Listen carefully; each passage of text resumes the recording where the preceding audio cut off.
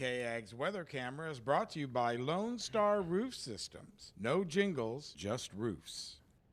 Well, good Thursday evening. Starting to see some fog develop out there. Madisonville has the visibility down to 2. Notice that patchy, dense fog starting to pop up. No issues here in Bryan College Station, but that's going to change as we head into the overnight hours as those dew points continue to increase and the temperatures continue to decrease. Going to see that patchy, dense fog continue to fill in across parts of the Brazos Valley. Should see visibility reduced here by around 6 a.m. in Bryan College Station. And as we begin to head into later parts of the morning hours, we will see that fog start to burn off. So the fog should be out of the Brazos Valley by around 10 a.m. Now, we're not dealing with many showers out there, nothing showing up on radar. So that is the good news. If you have any evening plans, you don't need the umbrella or the rain jacket. Temperatures pretty mild thanks to the southeasterly winds across the Brazos Valley. 52 in Bryan College Station, 47 degrees in Hearne. The cool spot at this hour is actually Conroe, sitting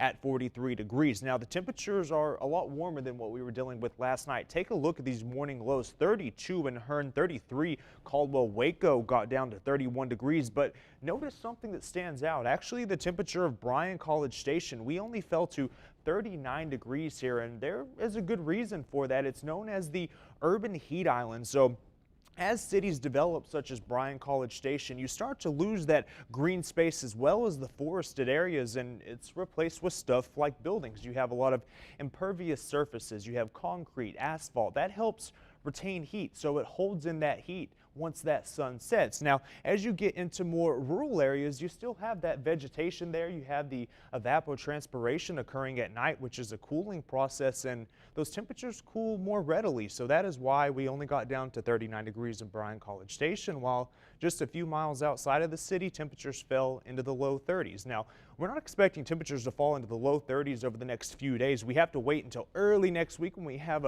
another Canadian cold front work its way in. Temperatures will then fall to near or even below freezing. We're talking about some areas possibly getting into the upper 20s, so got to keep a close eye on that. Not dealing with any freezing temperatures tonight, though, thanks to those southeasterly winds. Going to fall into the mid 40s. Not expecting any showers out there either, and those southeasterly winds going to allow us to get up into the 70s tomorrow. But notice Dallas-Fort Worth starts to see those winds switch around to the north heading into the evening hours. That's because a cold front's going to work its way in as an upper level system tracks off to our east. That will allow that cold front to work its way in. Heading into the weekend, though, temperatures really going to skyrocket, especially on Sunday, getting into the mid 70s as we have a ridge that builds to our south and west. But notice a strong storm system digs its way in early next week. Strong to severe storms across Dixie Alley. We'll see showers and storms here, and then we're talking snow across parts of Oklahoma, Kansas, extending into Missouri. No snow here. That 7-day forecast shows you those temperatures getting really warm, spring-like on Sunday. But then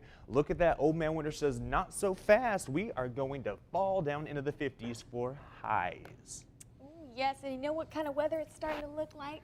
Christmas? Yeah. Yes, I'm ready for so Christmas. shy. I had to make sure. I was like, it's probably Christmas. Right? Yeah. I would hope so, but Christmas is less than 2 weeks away, like officially.